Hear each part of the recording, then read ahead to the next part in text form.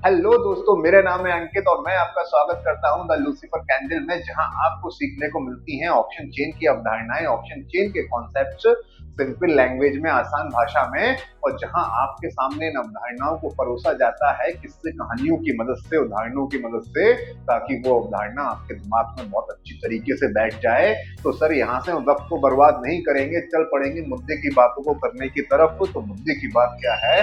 तो मुद्दे की बात यह है, अभी हम ऑप्शन ट्रेडिंग की अवधारणाओं को समझ रहे हैं, अवधारणाओं को जान रहे हैं। तो सर, अभी हम स्ट्रेटजी बिल्डिंग वाले पार्ट पे क्यों मूव ऑन नहीं हो पाए? तो सर, इसलिए नहीं हो पाए क्योंकि उससे पहले सर बाजार के कॉन्सेप्ट, ऑप्शन चेन के कॉन्सेप्ट, उनकी अवधारणाओं को समझना बहुत जरूरी है स्ट्रेटजी बिल्डिंग पार्ट पे मूव ऑन होने से पहले। क्योंकि जब हम स्ट्रेटजी बनाते हैं तो यही अवधारणाएं, यही कॉन्सेप्ट एक मजबूत नींव और मजबूत फाउंडेशन का काम करती हैं उस स्ट्रेटजी में। और अगर हमारी पकड़ उन अवधारणाओं और स्ट्रेटजी पे कमजोर होगी तो हमें वो आउटपुट कभी मिल ही नहीं पाएगा जो हम चाहते हैं। तो यहाँ पे सबसे इंपॉर्टेंट चीज क्या हुई? सबसे इंपॉर्टेंट चीज स्ट्रेटजी बनाना नहीं हुई, सबसे इंपॉर्टेंट चीज हुई अवधारणाओं को समझते हुए स्ट्रेटजी को बनाना। तो अभी हम क्या कर रहे हैं सर? अभी हम अवधारणाओं को समझ रहे हैं। तो जब आप ये लूसीफर कैंडल मेरा यूट्यूब चैनल देखेंगे तो वहां पे कोर्स सेक्शन होगा। तो उस कोर्स सेक्शन पे जब आप जाएंगे तो वहां पे आपको 8 वीडियोस मिलेंगे। तो वो 8 वीडियोस को आपको सीरियल वाइज देखना है, जिस तरह से वो डले हुए हैं, lecture 1, lecture 2, lecture 3, lecture 4, lecture 5, lecture 6, lecture 7 and lecture 8। तो ये सारे लेक्चर्स आपको देख लेने हैं ताकि आपकी भी उन अवधारणाओं, उन कॉन्सेप्ट पे पकड़ मजबूत हो जाए। और हम अब ये लास्ट वीडियो है उन कॉन्सेप्टों को समझाने का, उन अवधारणाओं को समझाने का, और इसके बाद हम वो सारी अवधारणाएं कवर कर लेंगे और अगले वीडियो से मूव ऑन हो चलेंगे स्ट्रेटजी बिल्डिंग पार्ट पे, स्ट्रेटजी बनाने की तरफ, रणनीति बनाने की तरफ। तो यहाँ पे सर कैसा होने वाला है, मैं यहाँ पे 2 डिफरेंट प्लेलिस्ट मेंटेन करता हुआ चलूंगा। जो कोर्स सेक्शन में आपको प्लेलिस्ट दिख रही है वो 8 वीडियोस की जो प्लेलिस्ट है उस पे केवल और केवल कॉन्सेप्ट और अवधारणाओं पे ही फोकस किया गया हुआ है, ताकि वो कॉन्सेप्ट और अवधारणाएं आपको समझा दी जाएं। तो जब वो आप 8 वीडियोस देख लेंगे उसके बाद आप एलिजिबल होंगे दूसरी प्लेलिस्ट को पर मूव ऑन होने के लिए, जहां आपको स्ट्रेटजी समझाई जा रही होंगी। तो आई होप ये चीजें कैसे वर्क करने वाली हैं आपको समझ आ गया होगा। सबसे पहले हमने क्या किया है? सबसे पहले हमने बाजार की अवधारणाओं को आसान भाषा में आपको समझाने की कोशिश की है, और फिर उसके बाद जो अवधारणाएं हमने समझी है उनका इस्तेमाल करके हम कैसी कैसी रणनीति और स्ट्रेटजीज बनाएंगे, ये भी रणनीति और स्ट्रेटजीज बनाएंगे। तो अब यहाँ पे हुआ क्या? यहाँ पे सर यही तो हुआ है कि पहले हमने अवधारणाओं को समझा, फिर हम स्ट्रेटजीज बिल्डिंग पार्ट पे मूव ऑन हुए। तो जिस तरह से मैं ये क्रिएट कर रहा हूँ तो मैं ये चाहता हूँ उसी तरीके से आप इसको देखें, तभी सर कुछ वैल्यू ऐड होगी। क्योंकि यहाँ पे आपको क्या करना है? सबसे पहले आपको कोर्स पे जाना है, और जो मैंने वो कॉन्सेप्ट वाली जो ऑप्शन ट्रेडिंग की कॉन्सेप्ट अवधारणाओं वाली जो 8 वीडियोस की प्लेलिस्ट है उसको पूरा आपको देखना है। और उसके बाद अगले वीडियो में मैं एक नई प्लेलिस्ट बनाने जा रहा हूँ जिसपे क्या होगी? सिर्फ और सिर्फ स्ट्रेटजीज। तो होना क्या है यहाँ पे? पहले आपको वो वाली प्लेलिस्ट देखनी होगी जिसमें बाजार की सारी अवधारणाओं को कवर किया गया है। जब उस पे उन अवधारणाओं पे आपकी मास्टरी हो जाए तो फिर आप दूसरी प्लेलिस्ट पे जाएंगे जहां पे हम लोग स्ट्रेटजी बनाने की बात करेंगे। आई होप ये बात आपको समझ आई होगी। तो सर, आज का एजेंडा क्या होने वाला है इस वीडियो में? तो इस वीडियो में सबसे पहले हम ये समझेंगे कि हमने कौन कौन सी अवधारणाओं को कवर कर लिया है और कौन कौन सी अवधारणा कवर करने को रह गई हैं। तो सर, यहाँ पे हम ये देखेंगे कि हम वॉलेटिलिटी को समझ चुके हैं। अब हमें फेजेस ऑफ मार्केट भी पता लग गई है कि मार्केट के कितने फेजेस होते हैं। वही सर 3 फेजेस, वॉलेटाइल, ट्रेंडी और कंसोलिडेटेड, जो हमने पिछले वीडियो में बहुत गहराई से समझा था। हमें पता लग गया है कि हिस्टोरिकल और इम्प्लाइड वॉलेटिलिटी क्या होती है, उसमें क्या भिन्नताएं होती हैं, क्या अंतर होते हैं, हमें ये मालूम पड़ गया है। अब इंडिया विक्स को जानने लगे हैं, समझने लगे हैं, क्योंकि हमने उस पर बहुत तरीके से एक वीडियो बनाया था जिसपे हमने इंडिया विक्स के बारे में बात की थी, उसकी कैरेक्टरिस्टिक, दैट मींस उसकी फितरत के बारे में बात की थी। और उसके बाद हमने ये भी समझ लिया था कि इंडिया विक्स और इम्प्लाइड वॉलेटिलिटी किस प्रकार से एक दूसरे से भिन्न होती हैं। उसके बाद हम बढ़ चले थे सर प्रीमियम को समझने की तरफ। हमने प्रीमियम को भी समझ लिया था और अब ये जान चुके थे कि प्रीमियम मिलके बने होते हैं इंट्रिंसिक वैल्यू और टाइम वैल्यू से, और टाइम वैल्यू ही थीटा होता था, और उसकी सिग्निफिकेंस पे भी हमने बात कर ली थी। उसके बाद हम बढ़ चले थे आइडेंटिटी ऑफ प्रीमियम्स को समझने की तरफ, जो क्या होते हैं आईटीएम, ओटीएम और एटीएम कहलाते हैं। हमने इनको भी बड़ी गहराई से समझा था। उसके बाद हम चल पड़े थे कुछ ऑप्शन ग्रीक्स को समझने की तरफ। तो हमने डेल्टा बड़ा डिटेल में समझा था, गामा भी हमने बहुत डिटेल्ड में समझा था, वेगा को भी बहुत हमने गहराई से समझा था। और उसके बाद हमने क्या समझ लिया था, उसके बाद हमने ये भी समझ लिया था वो जो कयामत का दिन, द डूम्सडे आता है, जिसको हम the expiry, the end day कहते हैं, वो क्या होता है हमने वो भी समझ लिया था। तो अब सिर्फ दो चीजें समझने को बाकी रह गई हैं। कौन सी दो चीज? एक तो हो गया सर वॉल्यूम, और एक दूसरा वर्ड ये है हेजिंग, जिसे हम स्टॉप लॉस के साथ बोलते रहते हैं। तो आखिरी हेजिंग क्या है? तो आज के वीडियो में हमें क्या समझना है? हमें वॉल्यूम तरीके से समझना है, ये वॉल्यूम क्या होता है और ये हेजिंग क्या होती है। तो ये सारी चीजें इस वीडियो में बताई जाएंगी। तो अगर आप भी इन सब चीजों को समझना चाहते हैं तो इस वीडियो में अंत तक बने रहिए, क्योंकि बहुत मजा आने वाला है। बाजार की अवधारणाओं से पर्दे उठने वाले हैं। तो अगर आप तैयार हो चुके हैं तो आपके हाथ में वो नोटबुक और पेन आ चुका होगा, कमर की पेटी आपने कस ली होगी, और वो लाइक का बटन आपने दबा दिया होगा, इस चैनल को सब्सक्राइब भी कर लिए होंगे, और इस तरह के पावर पैक वीडियो आपको मिलते रहे इसलिए आपने उस बेल आइकन को भी दबा दिया होगा। और अगर कोई अवधारणा को समझने में आपको प्रॉब्लम आ रही है तो वो अवधारणा आप कमेंट बॉक्स में लिख दीजिए, वहीं से उसको उठा लूंगा, उसका समाधान कर दूंगा। तो सर अब क्या करना होगा? अब बढ़ चलना होगा इस वॉल्यूम और इस हेजिंग को समझने की तरफ।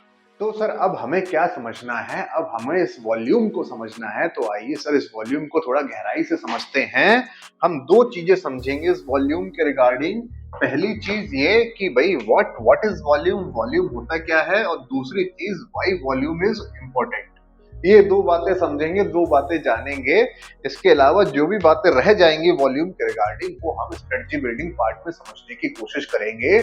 अभी सर मुद्दा क्या है, अभी हम क्या कर रहे हैं? अभी जो ऑप्शन ट्रेडिंग से रिलेटेड जितनी भी अवधारणाएं हैं उनका हम परिचय आपसे करा रहे हैं। तो उसी कॉन्टेक्स्ट में इस वॉल्यूम को मैं बताऊंगा आपको। तो सर वॉल्यूम को समझने से पहले हमें क्या करना होगा? उदाहरण को लेके आना होगा, फिर से अपने जहन में हमें कल्पनाओं को लेके आना होगा। तो सर इमेजिन कर लीजिए, जहन में ले आइए एक जलेबी की दुकान, जहां पे एक मोटे से अंकल बैठे हुए हैं और जलेबियां सेक रहे हैं। तो उन अंकल की दुकान पे दो बच्चे आते हैं, बोलते हैं मेरे को 10 रुपए की जलेबी दे दो, एक बोलता है मेरे को 15 रुपए की जलेबी दे दो।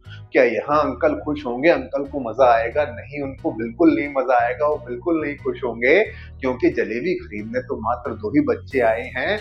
तो उनकी दुकान पे बहुत सारे ग्राहक नहीं है। तो हम ऐसा बोल सकते हैं कि उनकी दुकानों पे क्या है, ग्राहकों के कॉन्टेक्स्ट में हम ये चीज बोल सकते हैं कि उनकी दुकान पे अभी कम वॉल्यूम है।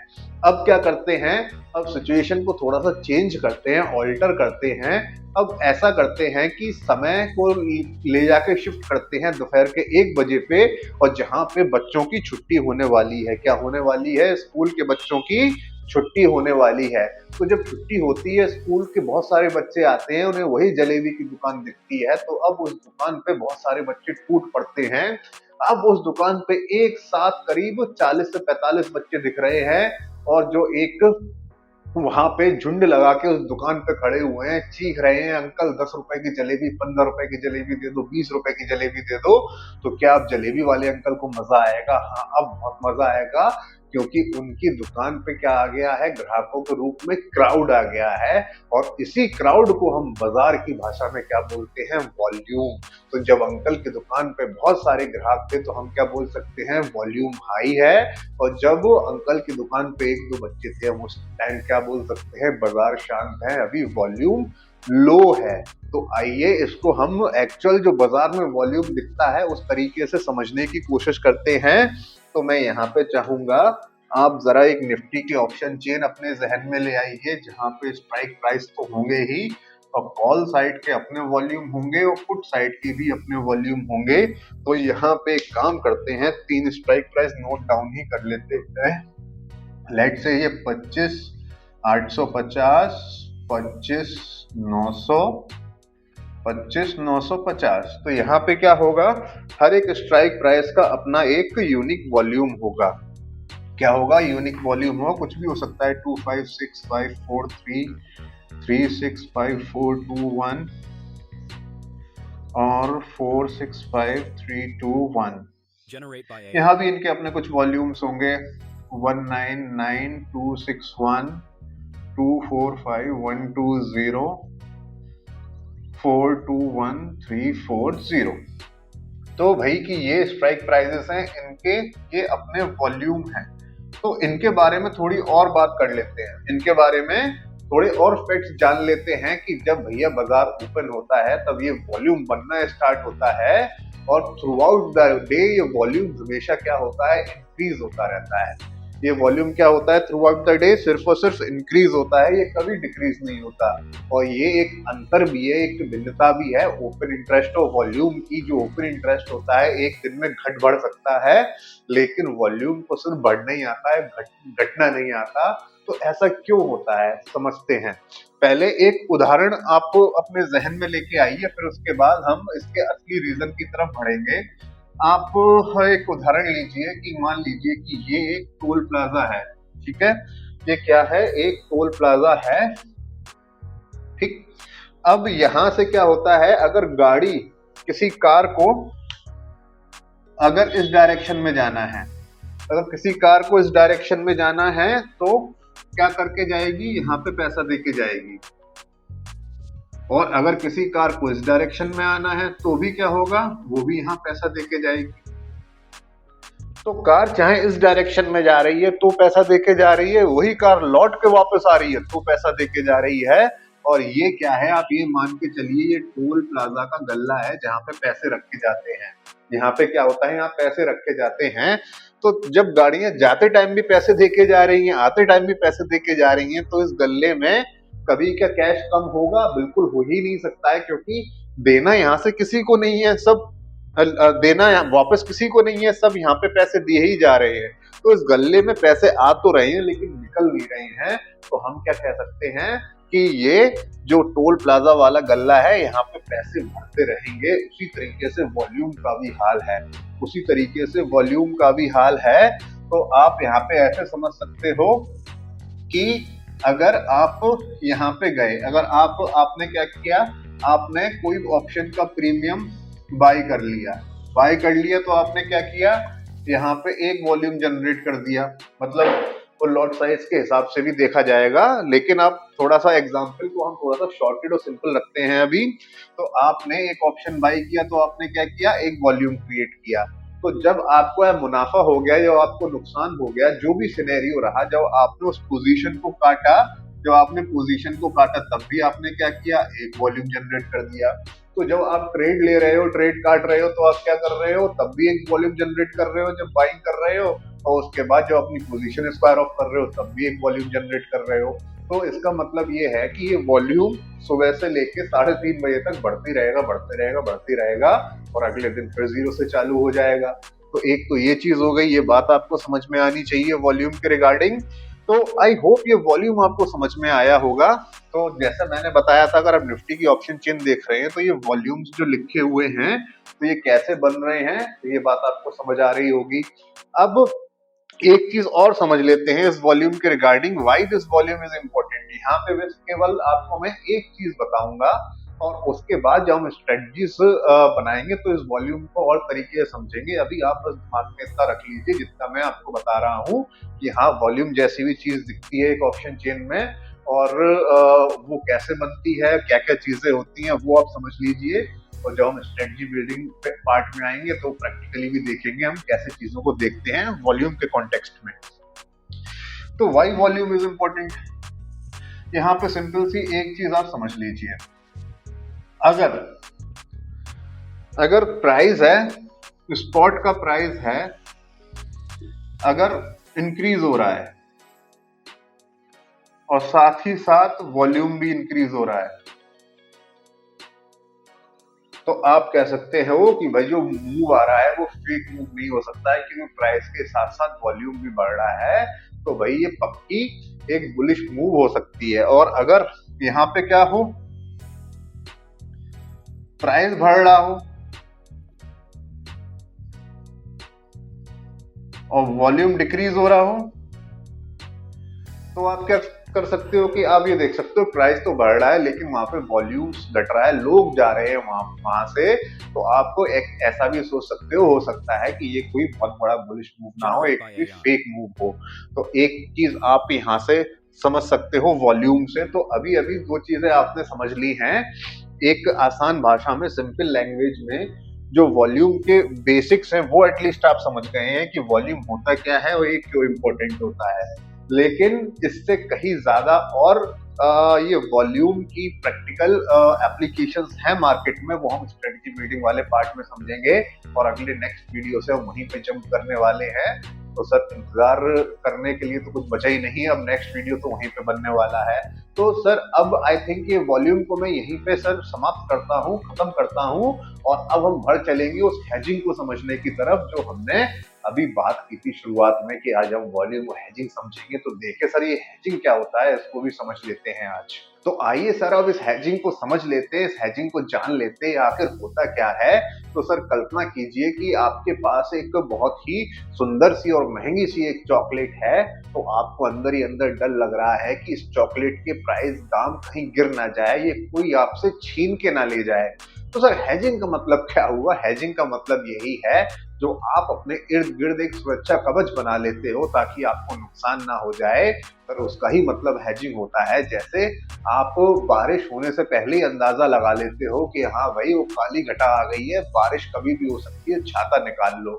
तो अब यही काम जब आप खुद को पैसे के नुकसान से बचाने के लिए करते हो, तब इसी काम को हम लोग क्या कहना चालू कर देते हैं? हेजिंग कहना चालू कर देते हैं। तो सर हेजिंग फ्यूचर में भी हो सकती है, कैश में भी हो सकती है और ऑप्शन में भी हो सकती है। तो यहाँ पे हम दो तरह की हेजिंग समझ लेते हैं, कैश में होने वाली हेजिंग दैट मींस स्टॉक्स में होने वाली हेजिंग और फ्यूचर्स में होने वाली हेजिंग। तो जो ऑप्शंस में हेजिंग होती है, तो जब हम वहां पे अपने स्ट्रेटजी बिल्डिंग वाले सेगमेंट में आएंगे तब उस तरह की हेजिंग को भी समझेंगे। तो अभी हम क्या कर समझने वाले हैं कि भाई किसी स्टॉक में क्या होता है, किसी स्टॉक में हेजिंग कैसे की जाती है। अब ये स्टॉक है तो स्टॉक के बारे में कुछ फैक्ट जान लेते हैं, कैश सेगमेंट के बारे में कुछ फैक्ट जान लेते हैं। अगर आप स्टॉक में काम कर रहे हैं तो दैट मीन्स आप सिर्फ और सिर्फ पोजिशनली बुलिश ही हो सकते हैं। आप पोजिशनली बुलिश ही हो सकते हैं, आप बेरिश नहीं हो सकते। आप ये नहीं कह सकते हैं कि मैं ये वाले स्टॉक को 15 दिन तक शॉर्ट सेल कर रहा हूं, नहीं। ये आप इंट्राडे में शॉर्ट सेलिंग कर सकते हैं, बिकवाली कर सकते हैं। लेकिन अगर आप किसी स्टॉक में काम कर रहे हैं तो वहां पे अगर पोजिशनली काम कर रहे हैं तो आप एक ही काम कर पाएंगे, पोजिशनली बुलिश ही हो पाएंगे, आप पोजिशनली बेरिश नहीं हो सकते। अब बात कर लेते हैं ऑप्शंस की, कुछ ऑप्शंस के नियम की। अब ऑप्शंस में कुछ नियम होते हैं जो हम लोग पहले से ही पढ़ चुके हैं। तो ऑप्शंस में क्या होता है कि जब आपके स्पॉट प्राइस इंक्रीज होता है तो दो चीजें होती हैं। स्पॉट प्राइस इंक्रीज होता है तो दो चीजें होंगी, एक तो कॉल के प्रीमियम क्या होने लगेंगे, बढ़ने लगेंगे, और दूसरी चीज क्या होगी, जो पुट के प्रीमियम होंगे वो घटने लगेंगे। ठीक। दूसरी चीज क्या हमने समझी थी? दूसरी चीज हमने ये समझी थी जब स्पॉट प्राइस कम होगा, डिक्रीज होगा, तो क्या होगा? तो भी दो बातें होंगी, कॉल साइड के प्रीमियम डिक्रीज होने लगेंगे और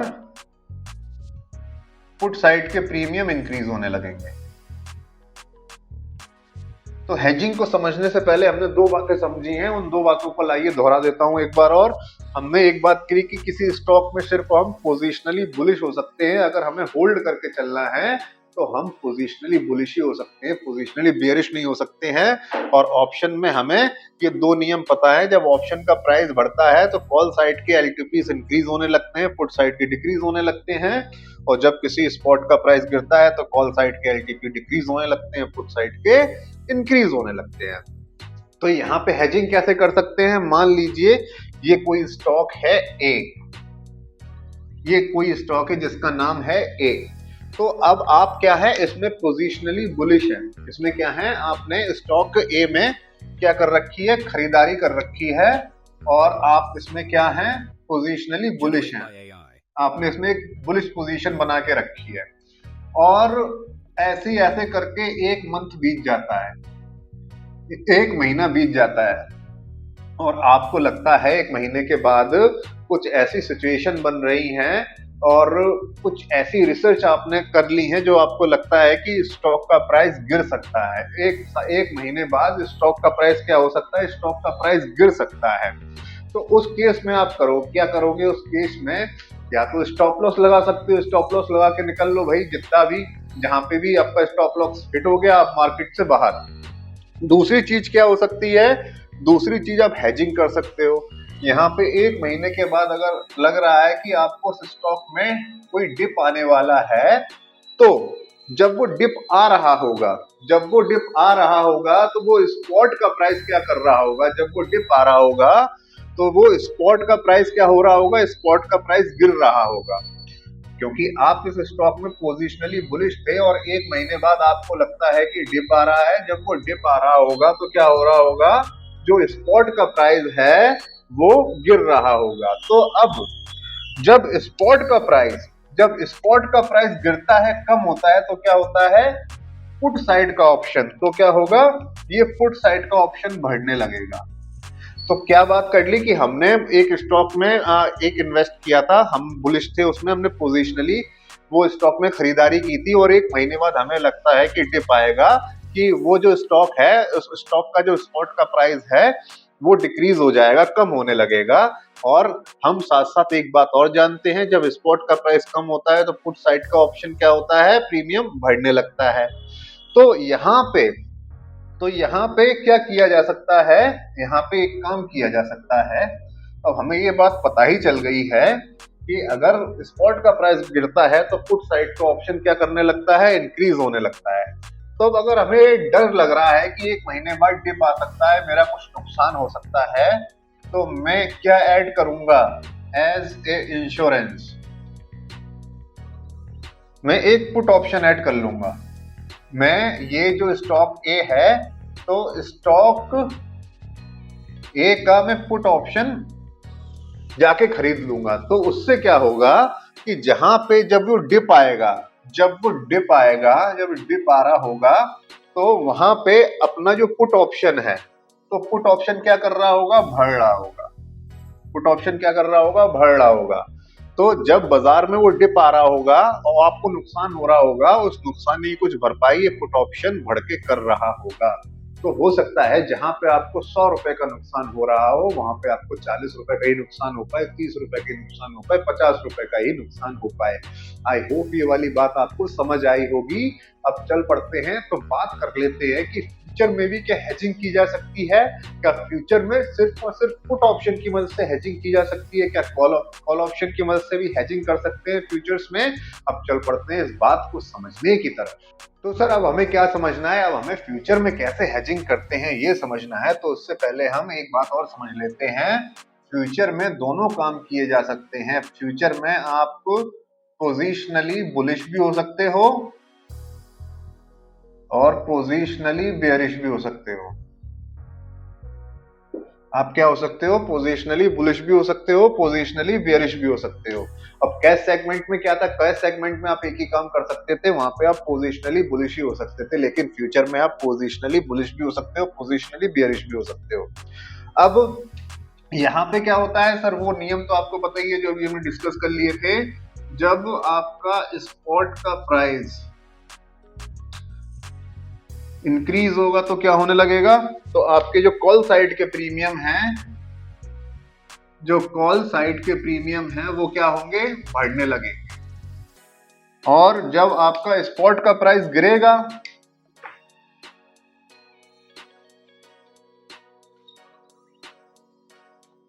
डिक्रीज हो रहा होगा, तो क्या होगा, तो आपके पुट साइड के प्रीमियम्स इंक्रीज होने लगेंगे। तो यहाँ पे क्या फैक्ट शेयर किए गए हैं, यहाँ पे दो फैक्ट शेयर किए गए हैं। पहला, एक फ्यूचर में आप पोजिशनली बुलिश के साथ साथ पोजिशनली बेयरिश भी हो सकते हो। और दूसरा चीज क्या है जो हम बहुत बार समझ चुके हैं, जब स्पॉट का प्राइस बढ़ेगा तो कॉल साइड के प्रीमियम बढ़ने लगेंगे, जब स्पॉट का प्राइस गिरेगा तो पुट साइड के प्रीमियम बढ़ने लगेंगे। अब यहाँ पे क्या होता है, अगर मान लीजिए केस वन ले लेते हैं, यहाँ पे ये हो गया आपका केस वन, ये हो गया केस टू। तो केस वन में क्या बात हुई, केस वन में हम लोग क्या कर रहे हैं, हम पोजिशनली बुलिश होने की सोच रहे हैं। हमारा क्या व्यू बन रहा है, केस वन में हमारा व्यू बन रहा है कि हम फ्यूचर में पोजिशनली बुलिश हो सकते हैं, हमें लग रहा है कि आगे चल के भाव ऊपर जाएगा। तो उस केस में अगर हमसे कोई गलती हो गई हो तो वहां पे हम उस चीज का इंश्योरेंस कैसे करेंगे कि हमें जो नुकसान ना हो उसकी भरपाई करने के लिए कोई और चीज कैसे आएगी। तो यहाँ पे तो नियम वही है कि अगर हम पोजिशनल बुलिश हो रहे हैं तो हमारे अगेंस्ट में क्या हो सकता है, हमारे अगेंस्ट में क्या हो सकता है, हमारे अगेंस्ट में एक बेयरिश मूव तो आ सकता है ना, क्योंकि हम बुलिश हो रहे हैं। तो हमारे अगेंस्ट की बात क्या हुई, हमारे अगेंस्ट की बात ये हुई कि भाव गिरने लगे, और अगर भाव गिरने लगता है तो क्या होता है, पुट साइड के प्रीमियम इंक्रीज हो जाते हैं। तो यहाँ पे एज ए इंश्योरेंस हम क्या कर लेंगे, एक पुट में खरीदारी कर लेंगे। क्या कर लेंगे, एज ए इंश्योरेंस हम क्या कर लेंगे, पुट में खरीदारी कर लेंगे। ठीक, और इसका अपोजिट सिनेरियो, अब हम फ्यूचर में बेयरिश भी हो सकते हैं। अब फ्यूचर में हम बेयरिश है, हमारा व्यू क्या है, हमारा व्यू बेयरिश है, तो हमें क्या लग रहा है कि बाजार गिर पड़ेगा। अब बाजार बढ़ने लगे, फिर वो तो एक हमारी फिर क्या होगी, अगेंस्ट में चली गई चीज। तो अगेंस्ट में जब चीज जा रही है तो क्या इंश्योरेंस हो सकता है। तो अब यहाँ पे हम बेयरिश मूव एक्सपेक्ट कर रहे थे, अब बाजार क्या करने लगा, बुलिश होने लगा। तो जब स्पॉट का प्राइस बढ़ रहा होगा तो कॉल साइड के प्रीमियम बढ़ने लगेंगे। तो यहाँ पे हम क्या कर सकते हैं, एक कॉल ऑप्शन की खरीदारी कर सकते हैं एज ए इंश्योरेंस। तो यहाँ पे क्या डर था, हम बुलिश पोजीशन लिए थे, और डर क्या था, लिख ही देता हूं। यहाँ पे इस वाले सिनेरियो में फियर क्या था, बेयरिशनेस, कि बेयरिशनेस ना छा जाए बाजार में, हम तो बुलिश पोजीशन लिए हुए हैं। फियर क्या था, बेयरिश। और इस वाले सिनेरियो में हमारा फियर क्या था कि बाजार बुलिश ना हो जाए कहीं। यहाँ पे फियर क्या था, बेयरिश ना हो जाए, तो उसकी जगह हमने पुट ऑप्शन ले लिया, क्योंकि जब बाजार बेयरिश होता है, जब स्पॉट के दाम गिरते हैं, तो पुट साइड का प्रीमियम क्या होने लगता है, बढ़ने लगता है। तो इस यहाँ पे हो सकता है कि फ्यूचर में आपको नुकसान हो रहा हो और पुट ऑप्शन आपको पैसा बना के दे रहा हो, तो हो सकता है कि जो नुकसान होना था वो बहुत कम हो जाए, और हो सकता है कि पुट ऑप्शन ही इतना पैसा बना के दे जाए कि नुकसान ही ना रहे, पोजीशन हो सकता है ग्रीन में भी आ जाए, मे बी। अब यह केस टू में क्या है कि भाई कि यहाँ पे हम पोजिशनली बेयरिश थे, तो हमारा फियर क्या था, बाजार बुलिश ना हो जाए। अगर बाजार बुलिश होगा तो स्पॉट का प्राइस क्या कर रहा होगा, स्पॉट का प्राइस बढ़ रहा होगा, तभी तो बाजार बुलिश होगा। और जब स्पॉट का प्राइस बढ़ रहा होगा तो कॉल साइड के प्रीमियम बढ़ रहे होंगे। तो अगर बाजार धोखे से बुलिश हो गया तो ये आपने जो इंश्योरेंस लिया था ये अपना काम करने लगेगा, ये आपके लॉस को थोड़ा सा मिटिगेट करने की कोशिश करेगा, कंपनसेट करने की कोशिश करेगा। आई होप ये बात आपको समझ आई होगी। तो सर ऐसे ही यहाँ पे हम लोग क्या करते हैं कि अगर हम स्टॉक में भी अगर हम पोजिशनली कोई व्यू बनाए बैठे हैं, तो वहां भी हम इंश्योरेंस के तौर पे उस इंस्ट्रूमेंट का एक पुट ऑप्शन ऐड कर सकते हैं, और फ्यूचर में तो हम बेरिश भी हो सकते हैं, बुलिश भी हो सकते हैं। तो अगर अपने व्यू के हिसाब से हम कॉल ऑप्शन और पुट ऑप्शन में भी खरीदारी कर सकते हैं as a insurance. I hope ये हेजिंग वाली बात आपको समझ आई होगी। तो सर यहाँ से आई थिंक जो मैं अवधारणाएं आपको बताना चाहता था, जिन अवधारणाओं से आपका परिचय कराना चाहता था, वो मैं कर चुका हूं।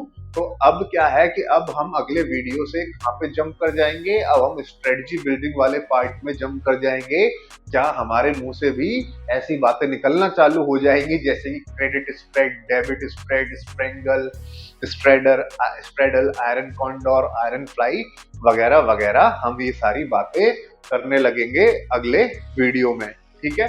तो सर जो ये यहाँ पे मैंने ये अवधारणाएं सारी बताई हैं, और इस वीडियो में मैंने ये बोला है कि यहाँ तक ही ये अवधारणाएं रहेंगी, जितनी मैंने लेक्चर 1 से लेक्चर 8 ये है, जहां तक मैंने अवधारणाएं जो आपको समझाई हैं। तो आपको सर लेक्चर 1 से लेकर लेक्चर 8 तक वीडियो देख लेना होगा, तभी आप स्ट्रेटजी बिल्डिंग वाली प्लेलिस्ट पे जंप करेंगे। इतना पेशेंस आप बनाए रखना। And I think I should leave now. और जाने से पहले मैं वही बात करता हूँ कि चाहे ट्रेडिंग हो चाहे लाइफ, सर अगर आपको कामयाबी चाहिए, सफलता चाहिए, तो आपको अपने उस दिमाग में बैठे लूसीफर द डेविल को सबसे पहले भगाना होगा, उससे सबसे पहले छुटकारा पाना होगा। जब यहाँ से बात बनेगी तभी आपको प्रॉफिट दिखेगा। जब यहाँ से ही चीजें सही नहीं होंगी तो वो आपके डीमेट में भी लालामी दिखाती रहेंगी, नुकसान दिखाती रहेंगी। So I think I'm done now. So this is Ankit Dwivedi signing off from the Lucifer Candle, and let's keep the light burning.